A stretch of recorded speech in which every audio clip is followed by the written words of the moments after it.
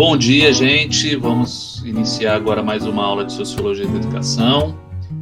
Hoje a gente vai tratar daquele que foi o primeiro sociólogo da educação. Para falar a verdade, foi o primeiro sociólogo, que é estrito sensu, né? Que é o Émile Durkheim, sociólogo francês, que viveu entre 1858 e 1917. E aí eu vou falar um pouco sobre a trajetória dele, o contexto da época que ele escreveu as suas obras, e aí falar um pouco sobre qual vai ser a base da aula. Basicamente, o que eu deixei disponibilizado para vocês para a aula é esse livro, que é um livro básico do Durkheim, chamado Educação e Sociologia. Particularmente, eu passei para vocês o capítulo que ele trata da definição de educação, né, sua natureza e seu papel, capítulo 1, tá? Que vai da página 43 até a 73, e o capítulo 3, que ele fala, que é uma palestra dele, em que ele vai falar sobre pedagogia e sociologia, tentar diferenciar uma coisa da outra, e que traz, enfim, algumas coisas em comum que ele já traz nesse capítulo 1. Além disso, tem um texto que eu acho muito bom para servir de referência, esse livro aqui do Tomasi, deixa eu ver se dá para ver ele, do Alberto Tozzi Rodrigues. Tomasi é um outro autor do Rodrigues, Sociologia da Educação, em que ele traz um capítulo para cada um dos autores clássicos da sociologia, né, o Durkheim, o Weber e o Marx, e vai trazer um capítulo onde ele vai falar, onde traz a visão de outros 3 estudiosos, que é o Bourdieu, o Gramsci e o Mannheim, cada um deles inspirado em um desses autores clássicos, né? E a vantagem, o que eu gosto do livro do Rodrigues, é que ele também traz a contribuição que esses sociólogos trazem não só para a sociologia da educação, mas como é que a sociologia da educação ela está imersa dentro de uma teoria mais geral da sociedade. Então, isso como uma introdução ao pensamento desses autores, ele é fundamental para a compreensão da obra do Durkheim e também para a compreensão de por que ele concebe a educação dessa maneira, né? O que ela tem a ver com o seu tratado mais geral da sociologia, né? A primeira coisa que eu acho que é importante, ele tem a tese de doutorado do Durkheim, vamos lá, primeiro falar um pouco do contexto histórico do Durkheim. Ele nasce em 1858, na França, e morre em 1917. Esse período entre 58 e 17, na França, o final do século XIX e início do século XX, é um período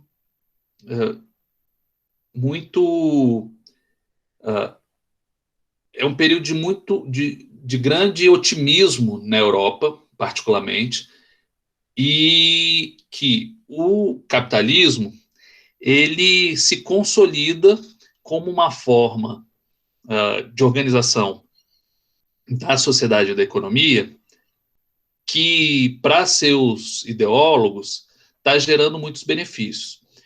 A França, no século XIX, principalmente entre o final do século XVIII, né, quando a gente tem a Revolução Francesa, em 1789, e até o período napoleônico, a França passa por uma série de distúrbios. Aí tem um período mais estável com Napoleão. Depois da queda do Napoleão, você tem um período, uma restauração monárquica, e logo em seguida um período também de distúrbios que vai até 1852, que tem inclusive uma guerra civil, onde tem e que se espalha também pela Europa, né? Na Alemanha, em outros países europeus, exceto na Inglaterra, esse período de distúrbios acontece. A partir dos anos 50, 1850, a Europa passa por um período de paz, inclusive de paz entre os países. Guerras diminuem em grande quantidade. Tá? A gente está falando do contexto europeu.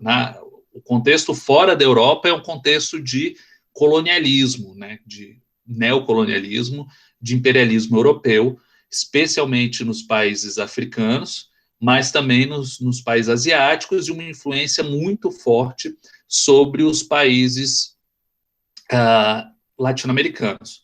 Então, esse é um período que a Europa passa por um progresso econômico, com aumento da produtividade. A gente está vivenciando a segunda revolução industrial, várias invenções que estão acontecendo nesse momento, a invenção por exemplo, de veículos de combustão interna, que vai gerar o carro depois. Então, você pensa, o Durkheim, ele vivencia esse início da produção massiva de automóveis, a eletricidade, quer dizer, a eletricidade é a consolidação da eletricidade, do telefone, do cinema, que começa a povoar toda esse contexto, essa realidade europeia naquele momento. E a França é o grande centro irradiador de muitas dessas inovações.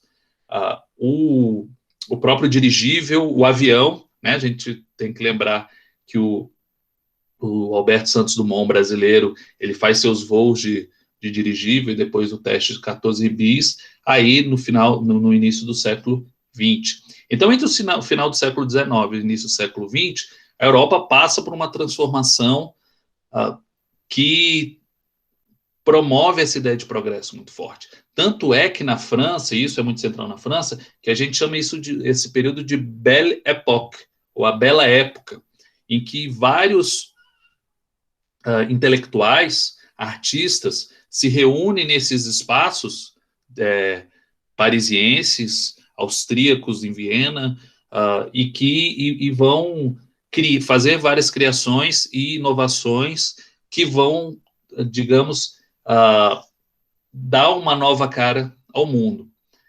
A França, inclusive, nesse período, em 1860, 70, Paris passa por uma reforma, uma remodelagem, e que, inclusive, depois inspira outras cidades a fazerem grandes obras urbanísticas, como o próprio Rio de Janeiro, que faz uma reforma, essa reforma capitaneada pelo Haussmann lá em Paris, aqui no Brasil, no Rio de Janeiro, que é capitaneada pelo prefeito Pereira Passos. Então, a gente está vivenciando isso tudo no final do século XIX, na segunda metade do século XIX.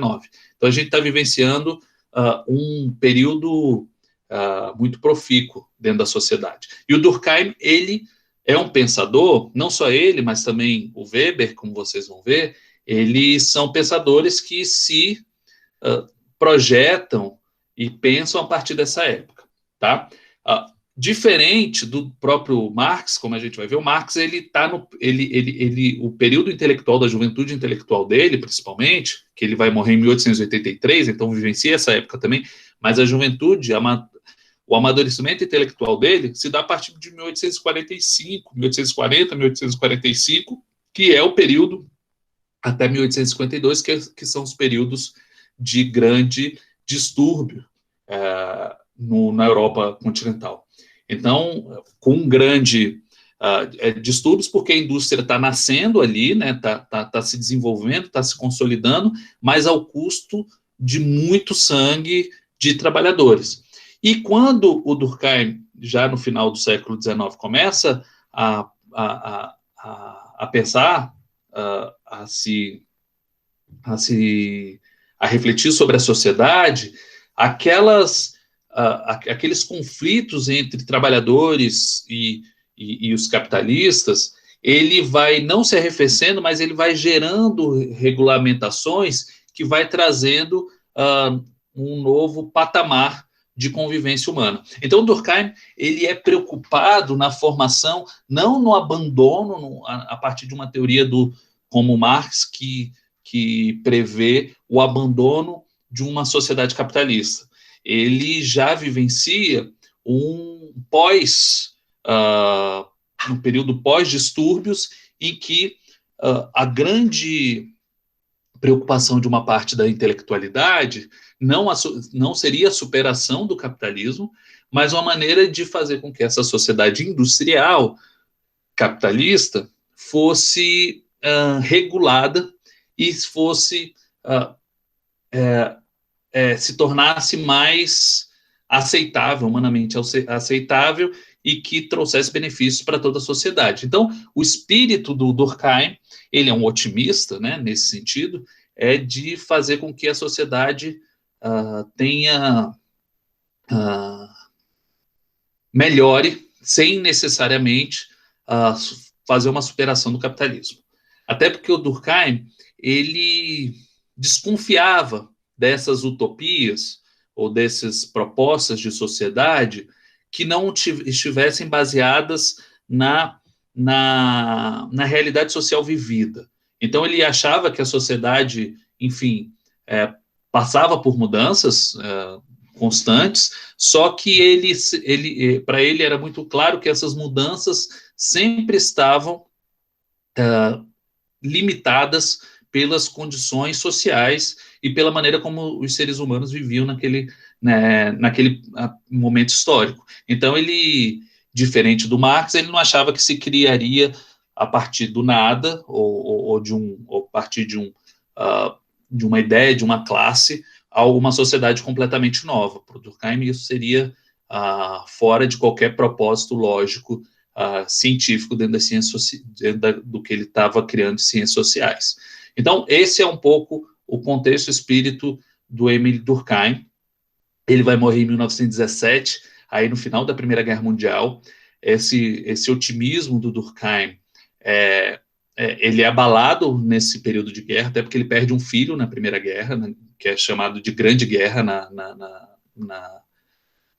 naquele período, né, a Grande Guerra que mobilizou toda a Europa e países fora da Europa, lembrando que não só houve participação na Primeira Guerra Mundial dos Estados Unidos, como muitas vezes a gente costuma ver nos filmes hollywoodianos, mas também a gente teve uma participação muito forte de soldados, por exemplo, indianos, que mandaram muitos soldados. Os indianos eram, naquele período de Primeira Guerra, eram colônia inglesa, faziam parte do Império Inglês, e depois disso, inclusive, que a Índia vai conseguir sua independência, depois da Primeira Guerra Mundial. Mas, enfim, os indianos mandam muitos soldados para morrerem nessa guerra na Europa. Então, isso já é no final da vida do Durkheim. Então, a trajetória intelectual do Durkheim, ele, vindo de família judia, ele escreve uma tese. Ele era, enfim, ele tinha essa formação filosófica e na educação, e ele escreve uma tese falando sobre a divisão do trabalho social, que é de 1893, tá? Então, a preocupação dele nesse livro, da divisão do trabalho social, é demonstrar como as sociedades humanas vão se transformando na direção de uma sociedade cada vez mais diferenciada, cada vez mais complexa, cada vez mais orgânica, no sentido de que cada vez mais as pessoas precisam de umas das outras, e é dentro dessa organicidade, ou seja, dessa necessidade da convivência, por conta dessa divisão do trabalho, dessa especialização, que os seres humanos conseguem construir uma vida em comum. Então, para o Durkheim, a tese dele central, eu vou até fazer uma apresentação aqui, deixa eu colocar aqui para vocês visualizarem.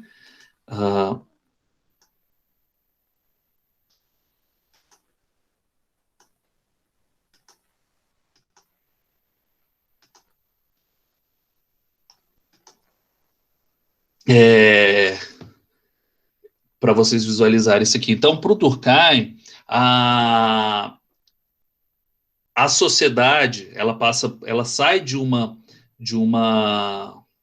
tipo de divisão social do trabalho simples, né, onde que ele chama de solidariedade mecânica, que gera uma solidariedade que ele chama de mecânica, que é uma sociedade, principalmente comum entre as sociedades tribais, né, que ele chama de primitivas, comum entre as sociedades rurais, entre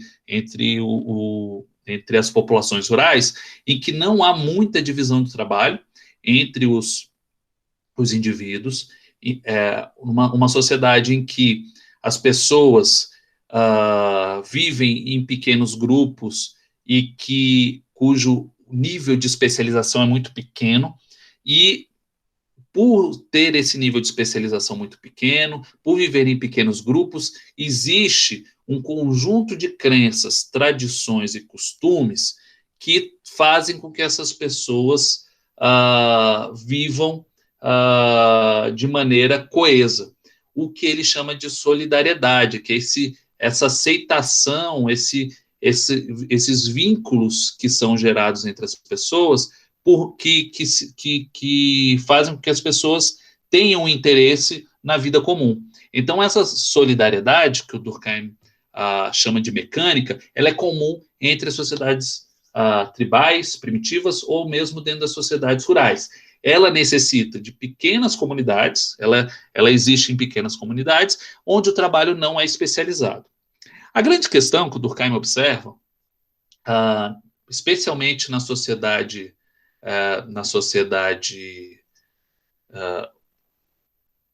ocidental, industrial, a Yara me perguntou assim, como assim mecânica? Você imagina ele está pensando em mecânica a partir de uma visão, por exemplo, de fábrica, em que tem várias máquinas que trabalham fazendo a mesma coisa, tá? Então, uma fábrica de tear, ela tem várias máquinas que fazem o tear, que se movimentam na mesma coisa.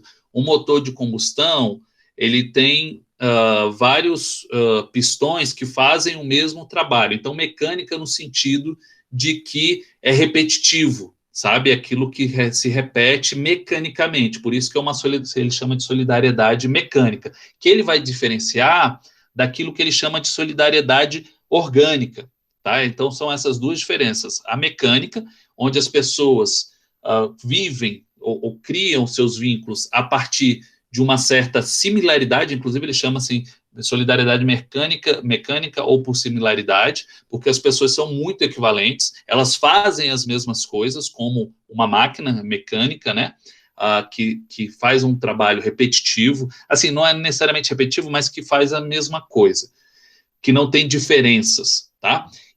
Diferente da solidariedade orgânica, e aí você pensa num corpo orgânico, né, que é o corpo humano, em que cada órgão tem uma função completamente diferente.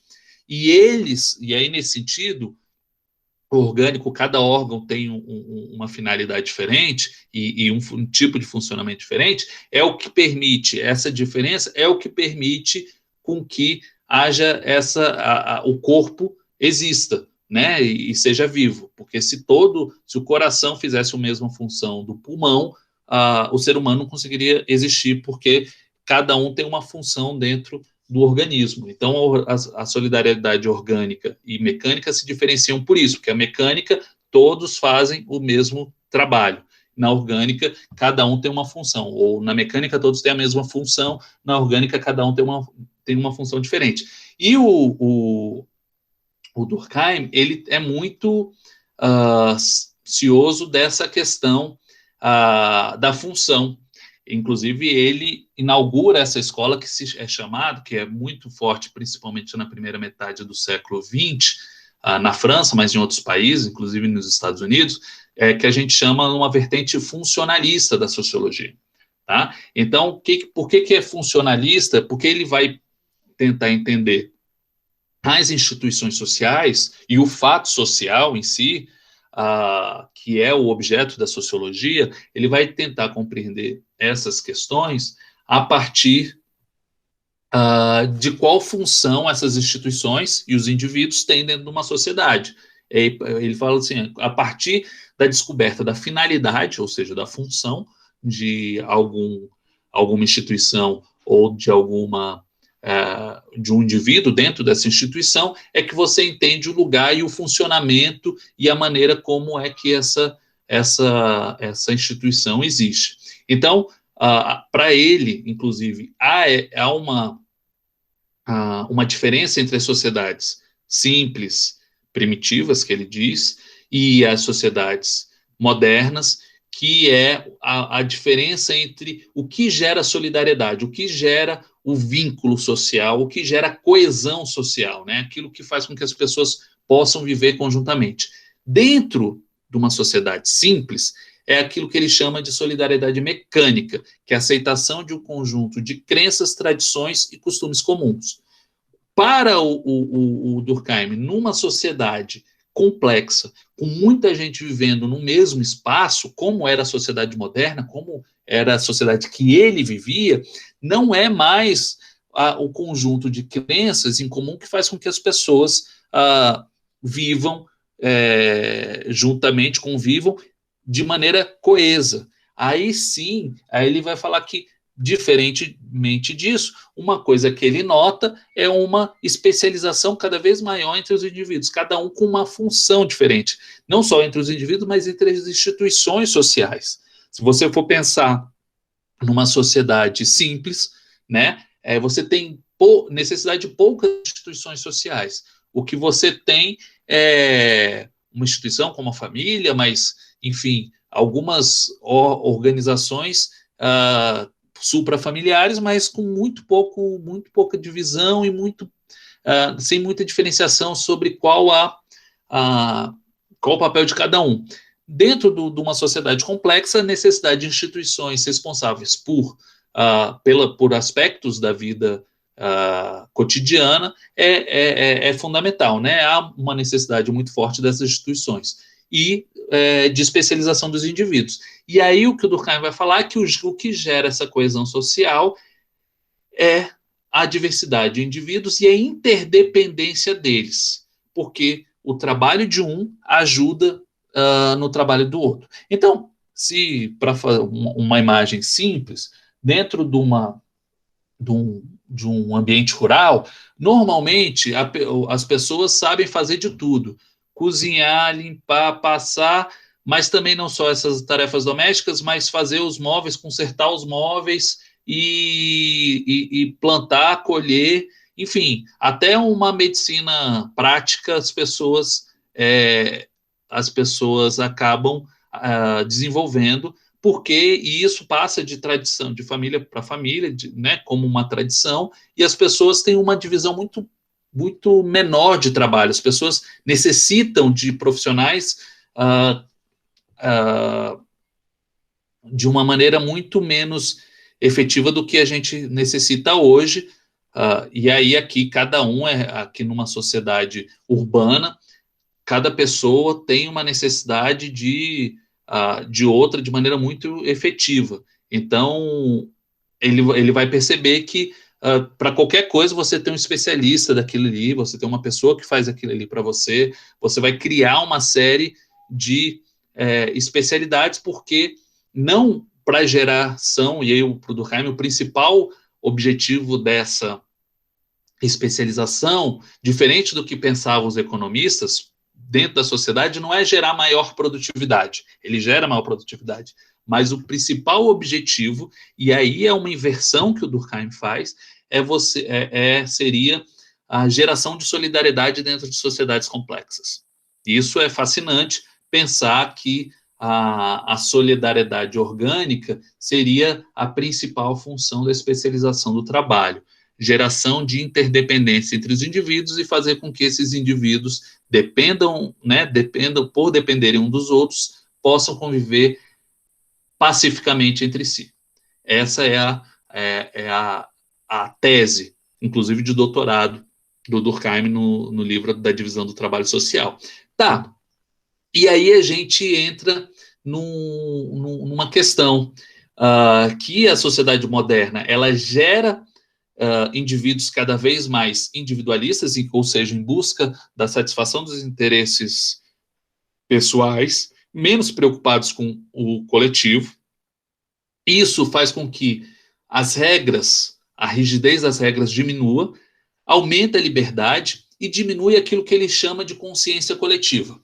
A consciência coletiva é um aspecto da nossa consciência que ela não é individual de cada pessoa. Tá? O Durkheim ele vai dividir a consciência, a mentalidade das pessoas, aquilo que as pessoas pensam conscientemente, os valores, né? As normas introjetadas, as crenças de maneira geral, ele vai dividir isso entre consciência individual, aquilo que é formado, depende da história e da trajetória individual de cada um, ou de fatores congênitos não muito explicáveis ainda pela ciência, mas, enfim, tem uma personalidade, né, individual de cada pessoa, mas essa personalidade individual, ela é constantemente limitada e aprimorada por essa personalidade, ou não vou falar personalidade, mas por essa consciência coletiva. Essa consciência coletiva é esse aspecto da consciência que perpassa todos os indivíduos de uma mesma sociedade. E ele vai falar assim, cara, uma pessoa, por exemplo, uma pessoa muito empreendedora, né, que quer empreender. Essa pessoa empreendedora, por mais que não seja a maior a quantidade de pessoas empreendedoras, de comportamento empreendedor, de mentalidade empreendedora na sociedade moderna, não sejam todos que são empreendedores, você tem um estímulo na nossa sociedade de que haja pessoas empreendedoras. Ele vai falar isso, imagina isso numa sociedade tribal. Não faz sentido.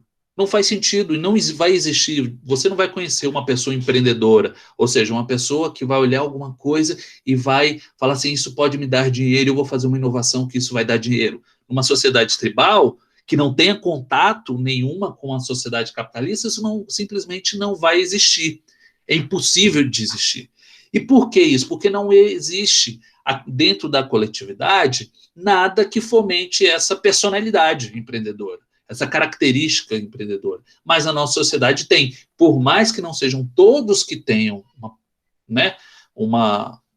não apresentem essa característica, essa personalidade mais empreendedora, mas essas questões, o empreendedorismo enquanto um comportamento desejável, ele está dentro daquilo que a gente chama de consciência coletiva. Durkheim nem daria esse exemplo, né? Eu que estou dando.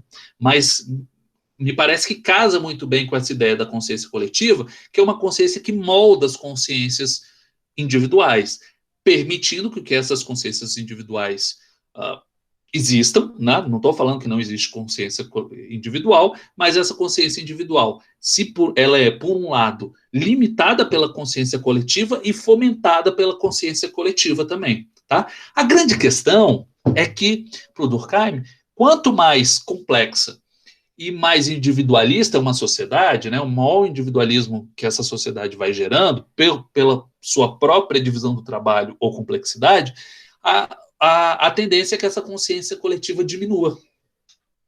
Ou seja, um conjunto moral, de valores, de crenças em comum, ela vai diminuindo cada vez mais. E para o Durkheim isso pode gerar um problema.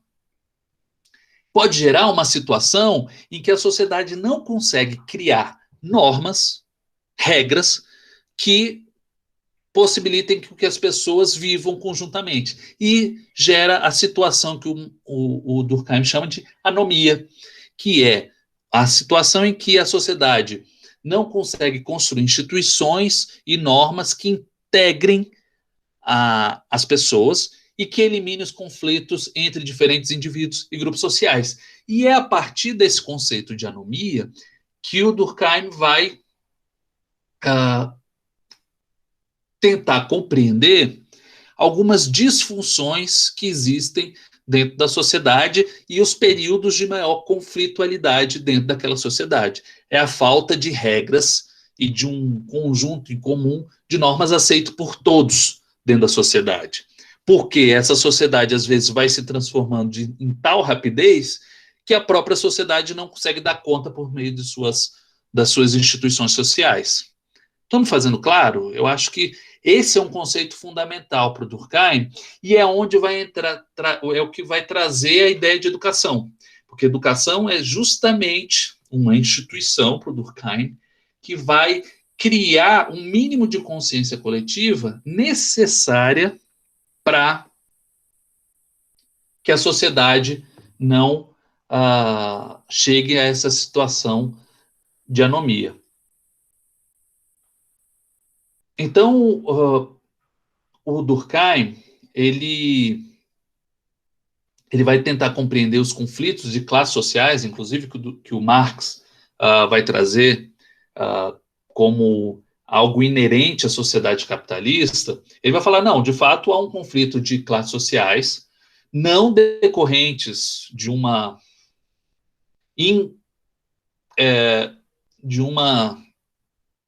incompatibilidade entre essas classes sociais, mas é pelo fato de que a gente sai de um regime antigo, né, de um regime feudal, por exemplo, em que os grupos sociais eles se complementam e têm normas muito claras de convivência, para um novo sistema desregulamentado, ou seja, sem normas, em que a permissividade de um grupo explorar o outro é tão grande que gera uma situação incontrolável. Então, essa situação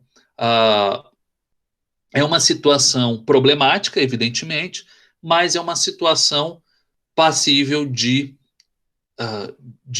superação por meio da criação de normas, regras em comum que fomentem essa mínima consciência coletiva em comum, mesmo numa sociedade complexa como a nossa. E aí, o Durkheim, só para uma coisa que é interessante do Durkheim, ele vai falar assim, olha, pessoas que burlem as regras, ou seja, que não se adequem necessariamente às normas, elas não só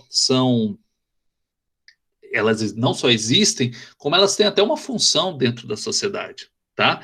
Então, por exemplo, o crime, a existência de uma taxa de criminalidade específica, uma taxa de suicídio, uma taxa, enfim, de problemas, né, sociais, ela existe mesmo. A taxa de criminalidade ela deve existir numa sociedade. Ela não tem como não existir. Criminalidade zero. Tanto não tem como não existir que ela, por existir, fomenta a existência de regras que falem, ó, isso aqui pode, isso aqui não pode, isso aqui é passível de punição, isso aqui não é passível de punição. O grande problema, por exemplo, do crime não é a existência do crime, que em toda a sociedade vai haver crime, mas uma taxa, a existência de uma taxa impraticável onde não há possibilidade de convivência, uma taxa de criminalidade que torna inviável uma convivência social, digamos, saudável. Então, o crime não é um problema social nesse sentido. Ele passa a se tornar um problema quando ele se torna incontrolável. Então, é importante, e tanto é que ele vai existir em tudo quanto é sociedade, ou seja, o desvio da norma, ele vai existir em toda sociedade, que toda sociedade cria suas regras. No caso da nossa sociedade moderna e complexa, a gente vai ter todo um sistema jurídico que vai punir os crimes de maneira diferenciada. Inclusive, quando ele vai tratar da divisão do trabalho social, um dos elementos que ele nota de diferença entre a sociedade, a solidariedade orgânica e mecânica, é a maneira como é punido o crime. Né? Na solidariedade mecânica, a punição do crime é uma punição, é de fato uma punição, né? Em que a pessoa ou é morta, presa, enfim, ela sofre uma sanção punitiva, enquanto no tipo de sociedade orgânica, o tipo de punição ou de sanção, ela não é uma punição como a prisão ou a morte, enfim, ou corta um pedaço do corpo, né, como tem também na lei de Talião, mas ela é uma sanção restauradora.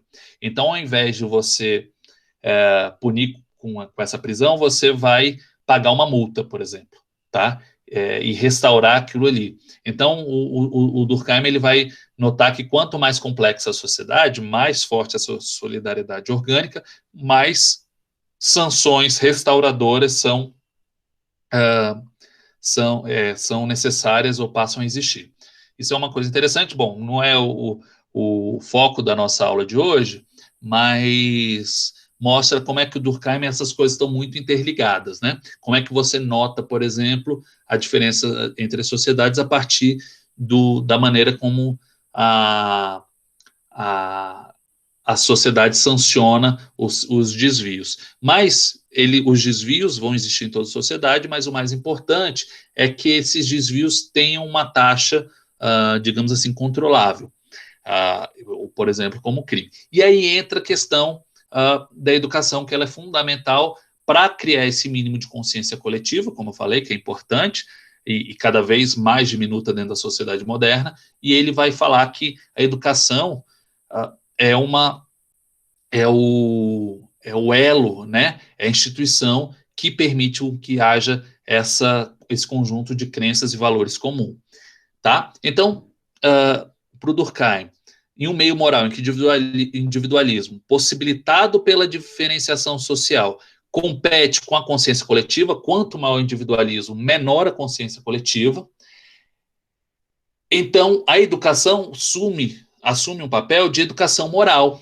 E ele vai falar, não é à toa que é necessário, dentro da nossa sociedade moderna, como nunca foi necessário em outro momento, uma educação que atinja a toda a população, uma educação universalizada. E ele defende, o Durkheim, isso no final do século XIX, início do século XX, ele vai defender a universalização da educação.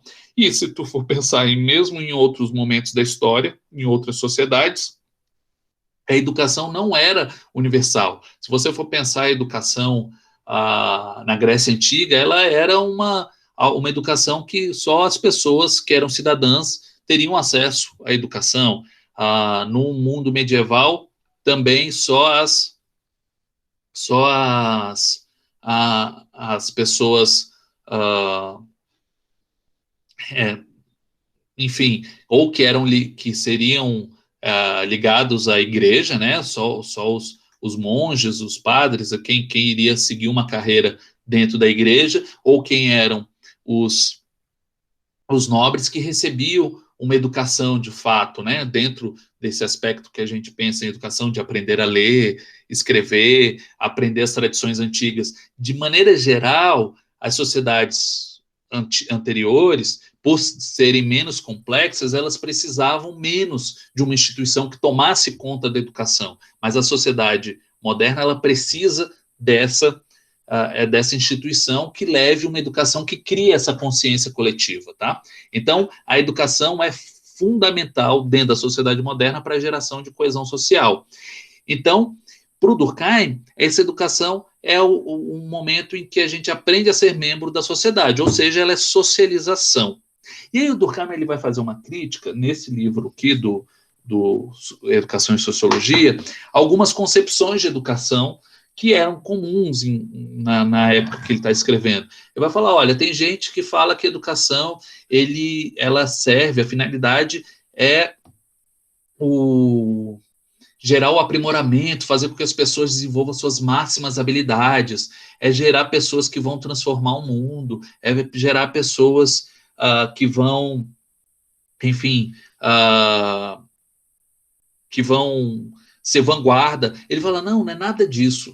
A educação, ou que vão ser livres, né, de gerar liberdade. Ele fala assim, isso são utopias, mas se a gente vê na prática, para que serve a educação mesmo, é para fazer com que as pessoas aprendam a viver em sociedade. Então, qual é a melhor educação? Não existe a melhor. E aí o Durkheim fala assim, a própria pergunta, qual é a melhor educação que pode ter? Não existe uma resposta universal para a melhor educação. Cada sociedade vai ter uma melhor educação para si, em um determinado período histórico. E mais, a depender do grupo social que aquela pessoa faça parte, vai ter uma educação necessária para ela.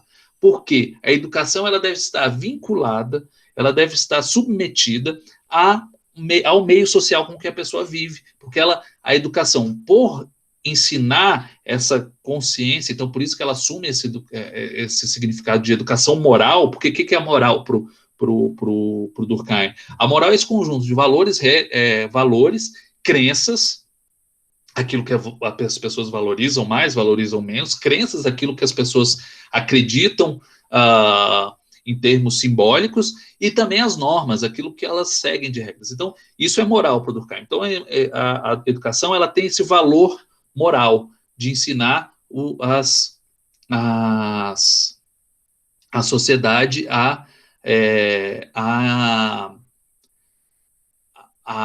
compreender, ensinar as pessoas a viverem em sociedade, tá? Então, a grande questão, a educação não é para ensinar especificamente matemática, engenharia, não é para desenvolver a liberdade, a não ser que a liberdade, a questão seja um valor dentro da sociedade. Então, sim, se a sociedade, uma dita sociedade, e ele fala assim, a nossa sociedade acredita que a liberdade é um valor, então o papel da educação é fazer com que as pessoas vivam a liberdade com responsabilidade, porque não é simplesmente criar indivíduos livres, e liberdade não é simplesmente, ele vai até falar isso nesse livro, eu acho uma passagem bonita, que a liberdade não é a pessoa fazer aquilo que ela quer. Liberdade, na verdade, ela é uma capacidade que a pessoa tem de impor limites a si mesma. Porque não vai ser a sociedade que necessariamente vai impor esses limites, porque se a gente está falando de uma sociedade livre, mas essa pessoa vai ser capaz de impor limites a si mesma.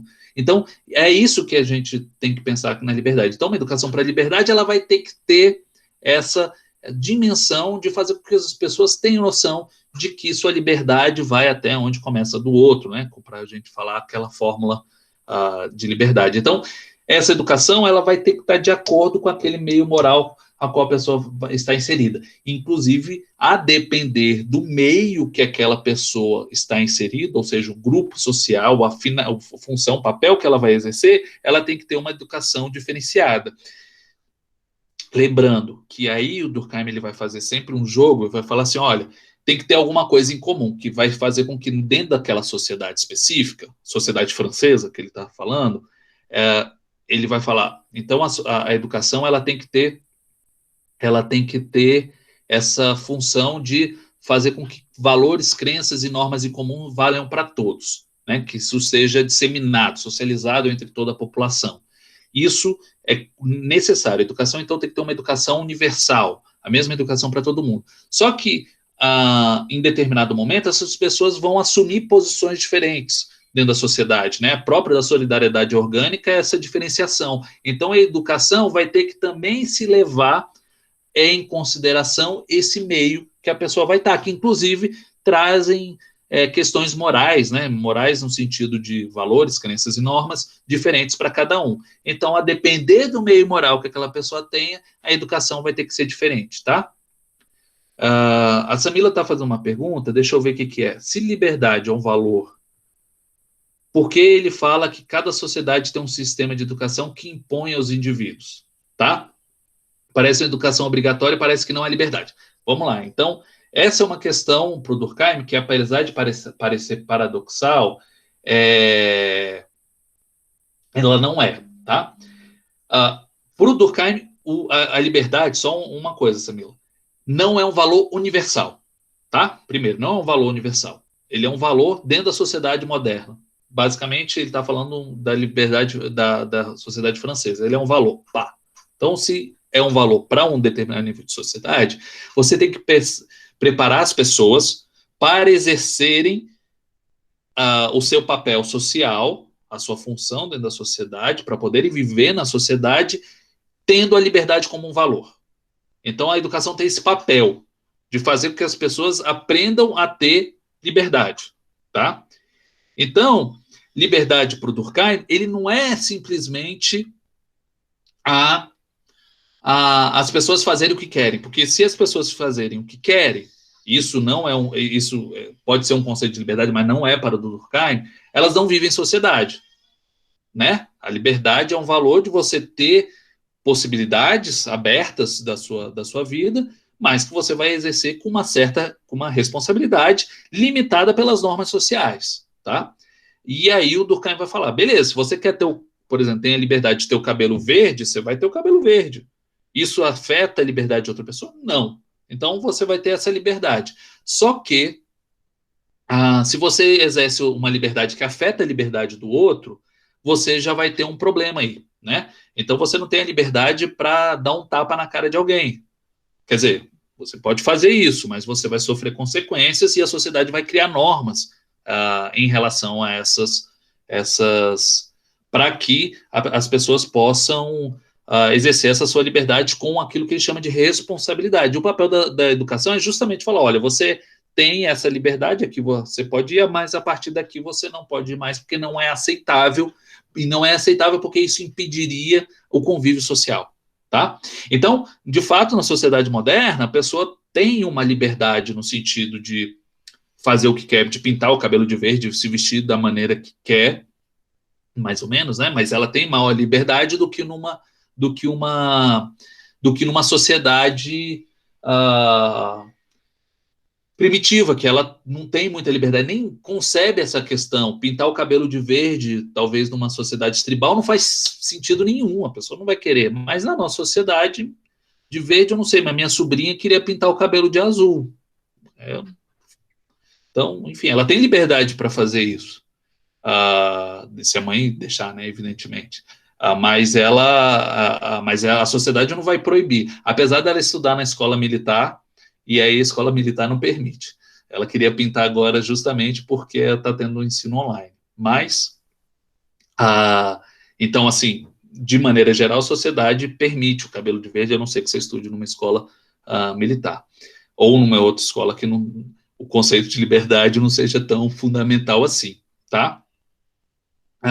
Então, assim, cada momento, o Durkheim vai falar que cada momento histórico pede um tipo diferente de educação, a educação deve ser própria a cada meio moral, e quanto mais diferenciada é uma sociedade, mesmo ela sendo diferenciada, mais necessário é você criar um meio moral comum e crenças, conhecimentos, valores básicos que permitam a convivência entre todos.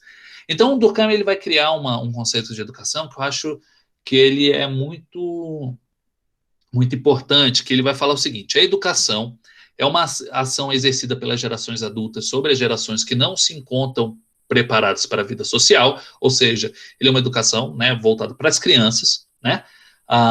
Então, ele é intergeracional nesse sentido, então ele é uma herança que as crianças vão receber dos adultos, então uma responsabilidade dos adultos, o exercício, né, sobre o processo de educação, o processo educacional.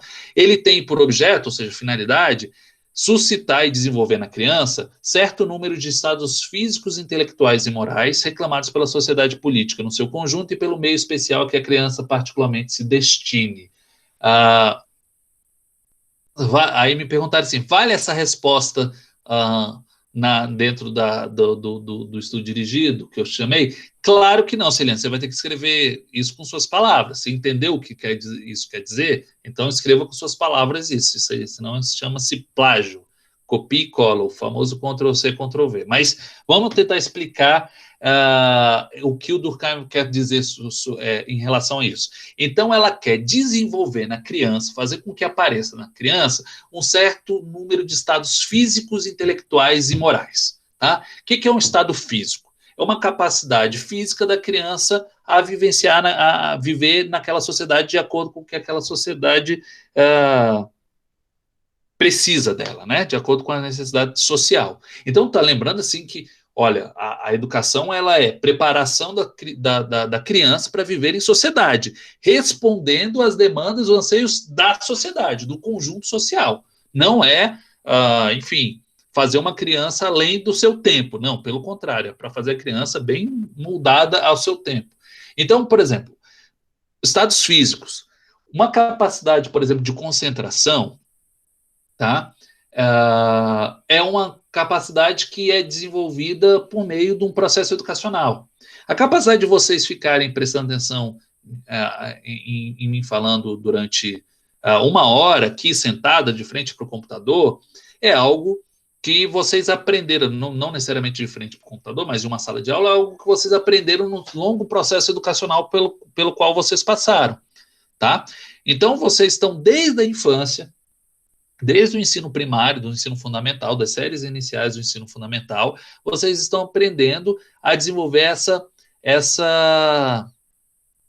essa prática de estar, uh, de estar concentrada, estudando, ouvindo alguém fazer alguma coisa e concentrada em uma situação específica. Por que você precisa disso? Porque a sociedade vai exigir isso de você, em momentos posteriores. Então, hoje, se eu sou professor, eu tenho que, para preparar essa aula, eu tenho que ler durante algumas horas, sentar na frente do computador e escrever. Toda essa minha capacidade, ela foi desenvolvendo ao longo da minha formação. Isso não só da minha formação como professor, mas anterior a isso.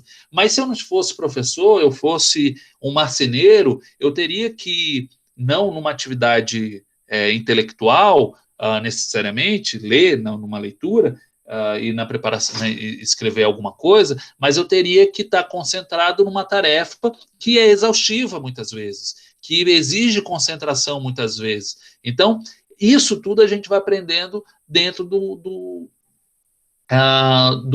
processo educacional que a gente vivencia. Evidentemente, em determinado momento, a criança que desenvolve essas questões, todas as crianças, em princípio, desenvolveriam as mesmas capacidades físicas, né, esses estados físicos, em determinado momento, quando ela vai escolhendo, quando ela vai, não é que ela vai escolhendo, mas quando ela vai avançando no processo educacional, esse avanço vai fazer com que essas crianças ou possam ir para atividades intelectuais propriamente dita, de leitura, de desenvolvimento de habilidades artísticas, de desenvolvimento de atividades de lógica matemática, e isso, para o Durkheim, é dentro desse processo que a criança, que a gente vai percebendo as capacidades das crianças, elas vão vendo aquilo que ela tem mais afinidade e vai se destinando a uma determinada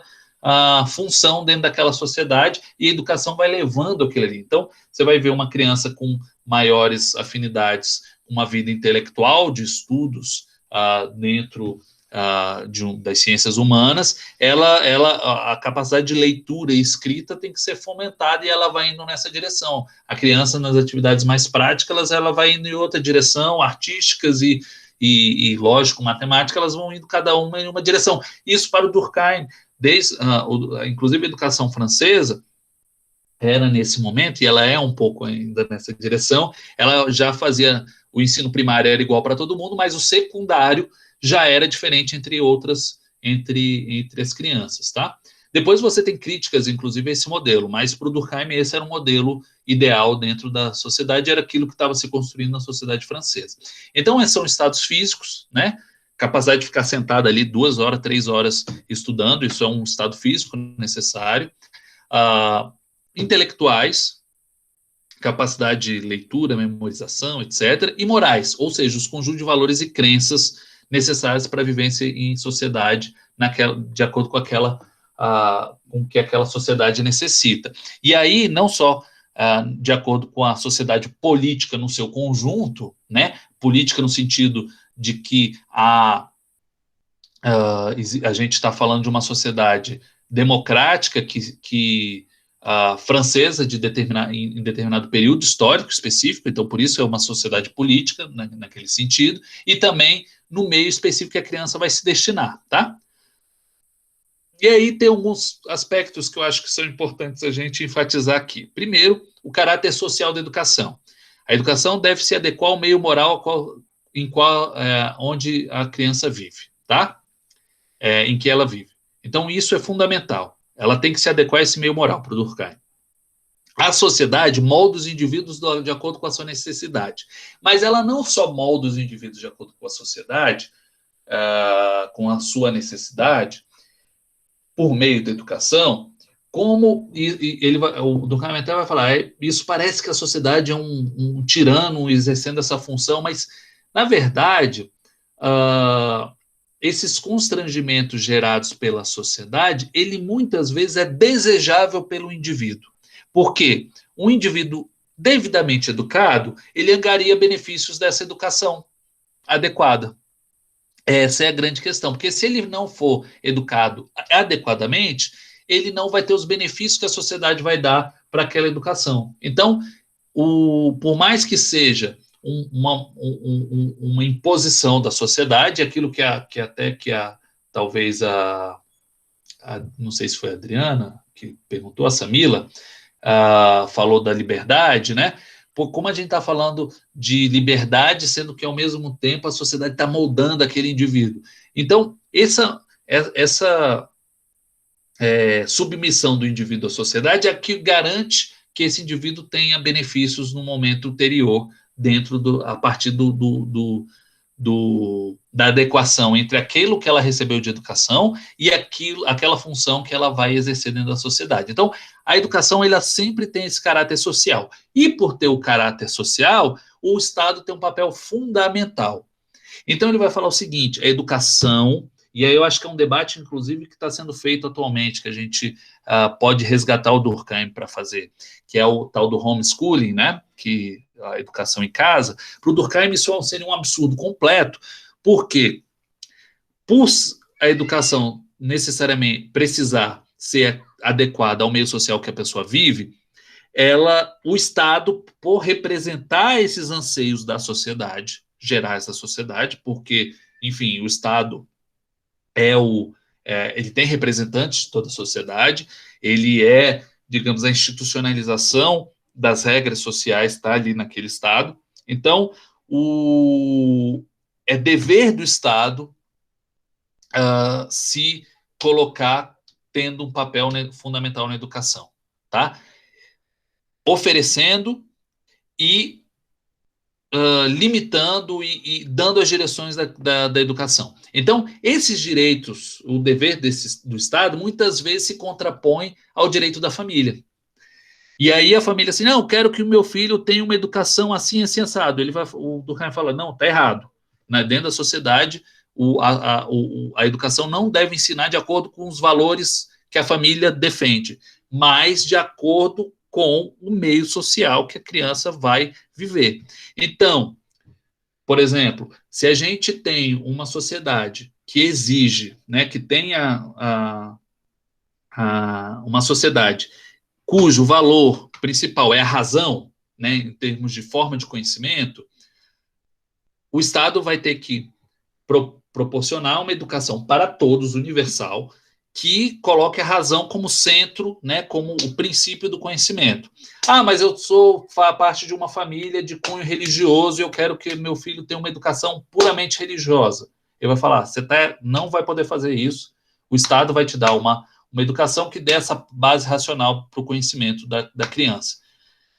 E não vai respeitar esses valores familiares, porque esses valores se contrapõem aos valores da sociedade em geral e do Estado. Então, ele vai falar que são duas lógicas diferentes. Então, na lógica da família, a educação é algo privado e doméstico, só que da educação para o Durkheim, tem que falar, a educação ela tem como ponto de referência a sociedade, ou seja, ela tem que adaptar a criança ao meio social. E se quer adaptar a criança ao meio social, é aquela sociedade que está representada no Estado, é que ela vai ter que ser o fundamento de qualquer processo educacional. Então, a educação é uma função social e, portanto, dever do Estado. Olha o negócio que ele vai fazer. Essa frase eu acho bem interessante, que está na página 64 de Educação e Sociologia. Ele vai falar assim, a despeito de todas as dissidências, ele está falando particularmente a partir que, bom, é dever do Estado fazer uma educação moral, mas não cabe ao professor fazer proselitismo político, né? tentar impor sua visão política ou sua visão de mundo sobre o estudante, uma visão política particular dele de mundo. Mas ele vai falar assim, então, a despeito disso, o que o Estado deve fazer, proporcionar no processo educacional, alguns princípios, tá? E é sobre isso que ele vai falar. Então, a despeito de todas as dissidências políticas, né, já há desde agora, na base da nossa civilização, um certo número de princípios que, em todo caso, muito poucos ousam negar de forma aberta e frontal. Apesar de ele falar que existem pessoas que negam e que afrontam, mas não são poucos que fazem isso. A respeito da razão, da ciência e das ideias e sentimentos que sustentam a moral democrática. Então, tem poucos que ousam negar isso, que é a razão, a ciência e a moral democrática. O papel do Estado consiste em identificar os princípios essenciais relacionados à razão, à ciência e à moral democrática, fazer com que elas sejam ensinados nas escolas, garantir que em lugar algum os adultos deixem as crianças ignorá-los e certificar-se de que por toda parte se fale deles com o respeito que lhes é devido. Então, para o Durkheim, o fomento à razão, à ciência, à moral democrática é um papel fundamental da escola e que a escola vai estar faltando com o seu dever, né, e o Estado, por ser aquilo que vai regulamentar a educação, se a gente criar adultos porque passaram pelo processo educacional e que não defendam os princípios da razão, da ciência e da moral democrática. Então, se a gente estiver formando pessoas que deem pouco valor à razão, deem pouco valor à ciência e deem pouco valor a uma moral democrática, ou seja, deem valor a uma moral autoritária, autocrática, a gente vai estar falhando. Isso significa que a educação está falhando em seu princípio. E a educação não pode falhar nesse princípio, tá? E por isso, e aí é uma coisa interessante, que se você for comparar, a educação na França, o Durkheim influenciou muito a educação francesa, tá? E ao mesmo tempo que ele influenciou, ele é fruto dessa educação francesa, da República Francesa, que a educação francesa, basicamente, ela é toda pública, ela tem uma educação privada também, mas principalmente religiosa, muito regulamentada pelo Estado, mas que é muito a educação religiosa, né? As escolas religiosas, confessionais, elas são muito exceção dentro da França, diferente do Brasil, ou mesmo dos Estados Unidos. E para o Durkheim, seria completamente inconcebível a gente falar nessa educação que cada família quer fazer sua educação. E não só para Durkheim, mas na França isso é uma afronta, né? Algo que praticamente não existe, porque a escola francesa, nesse sentido, ela é uma escola que é muito voltada para essa sociedade francesa, para esses princípios da sociedade francesa. Esses princípios, vamos falar até republicanos, e a ideia de laicidade dentro da escola é muito forte dentro da França.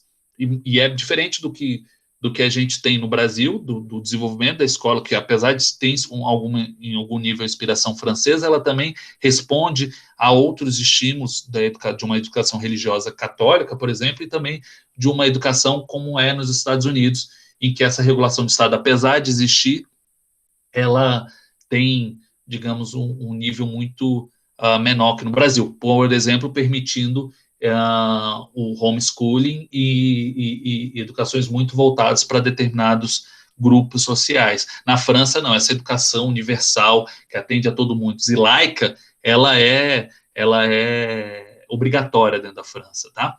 Então, de maneira geral, só para finalizar, a socialização escolar, ela é uma socialização necessária e assume uma função de educação moral.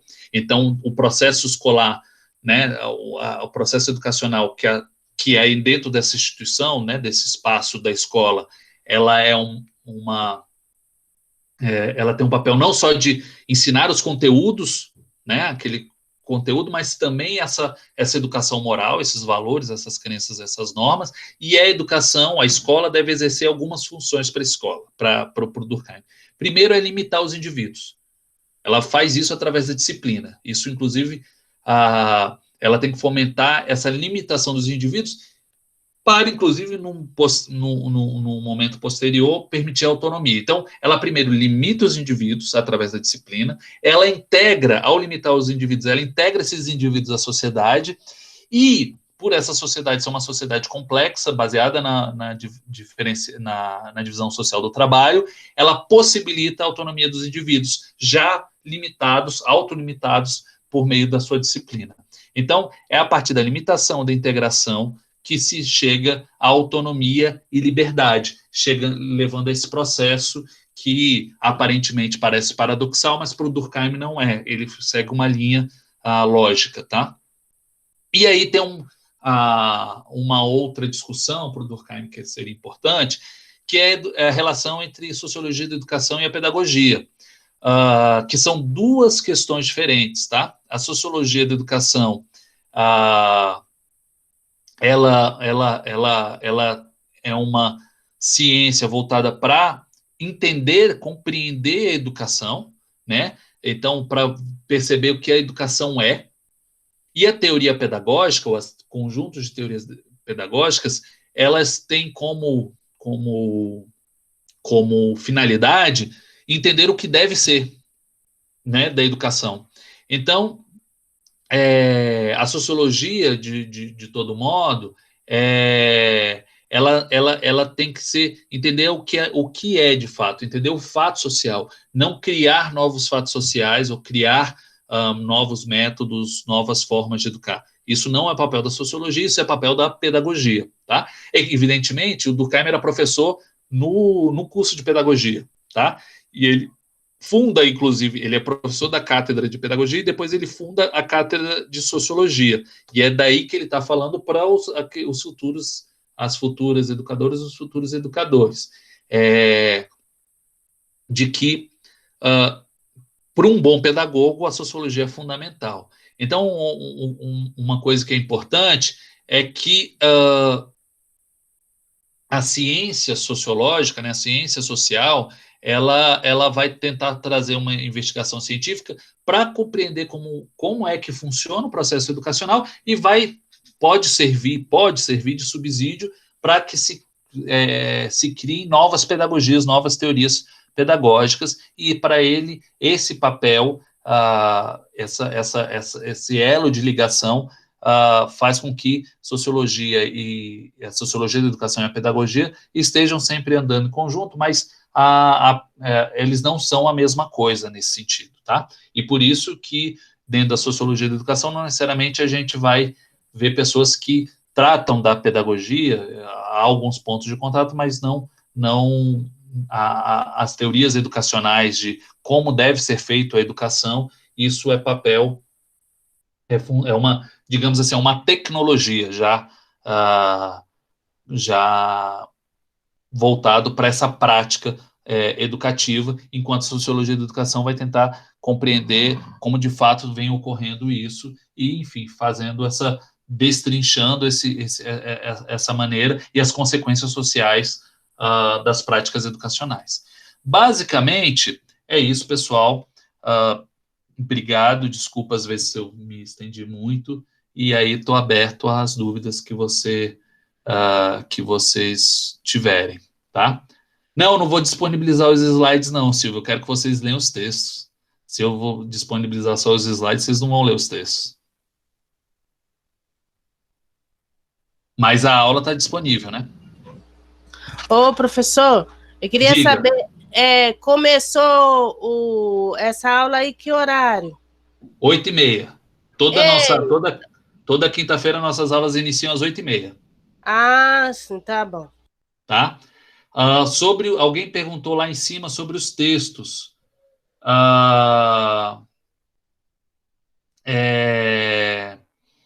Então, os textos estão todos já no Google Sala de Aula, tá? A cada atividade você tem os textos que eu estou passando aqui, tá bom? Aqui ele já está digitalizado. A Samila pergunta sobre a pedagogia. Ele fala que ela pode ser idealista sem cair na utopia. Basicamente, Samila, o que ele está dizendo é que a pedagogia ela tem que estar fundamentada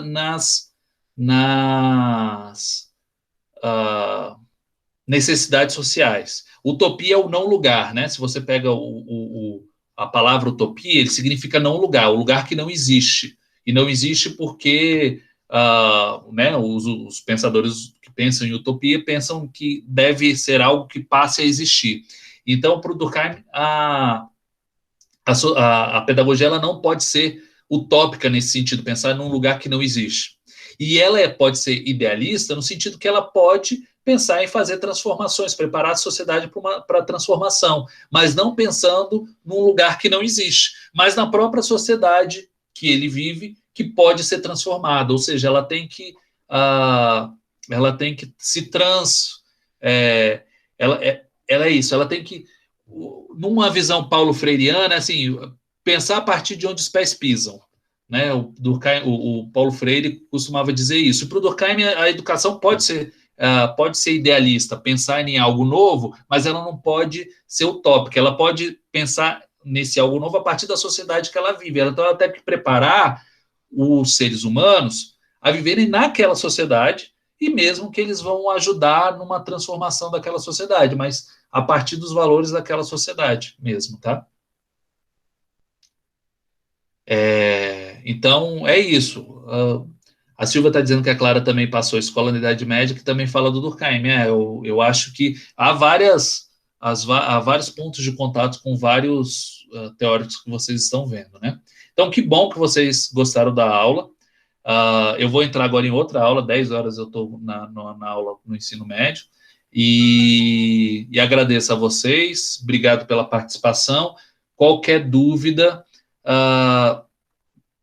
eu estou à disposição. Eu pretendo, amanhã já, sexta-feira, né?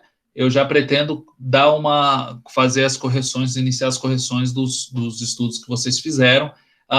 Se vocês quiserem, eu acho que é possível vocês pegarem o trabalho que vocês fizeram e desdevolver, escrever de novo e mandar de novo, tá? Então, se quem quiser, fala assim, professor, eu acabei copiando aquilo que estava no texto, então faz isso, pega de novo, eu vou abrir, eu acho que eu tinha colocado um prazo até antes da aula, eu vou abrir até o final da noite, o final do dia, e vocês fazem isso, tá ok? Então, quem fez uma cópia ou fez algo que não estava muito casado com a aula, pega o que fez, ou melhor, se não conseguir não mandar, escreve como um comentário da própria resposta. Eu acho que vai ser mais fácil, porque é o tipo de pergunta, uma pergunta de resposta curta, você faz um comentário explicando aquilo que você fez. Eu acho que é até melhor, tá bom? Aí eu corrijo as duas coisas. Mas faça isso hoje, que amanhã eu já vou estar dando uma olhada, tá certo? Um abraço e até próxima quinta-feira, tá? Raquel está pedindo para abrir até amanhã. Escreve até amanhã, Raquel. Eu não sei se eu vou olhar pela manhã ou pela tarde, eu tenho que ver aqui minha divisão do trabalho social aqui em casa com minha esposa, mas tente escrever até amanhã de manhã como uma resposta à sua resposta, tá? E aí eu já considero isso. Um beijo grande e até próxima quinta. Enfim, fiquem bem.